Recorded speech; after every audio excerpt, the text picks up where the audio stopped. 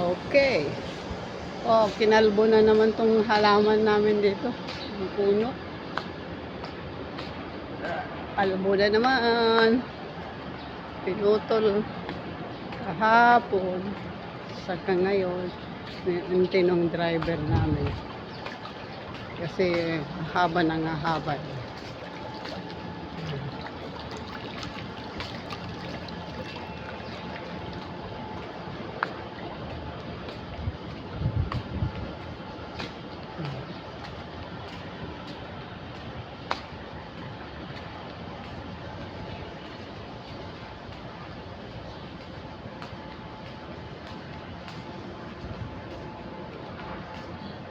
Yan.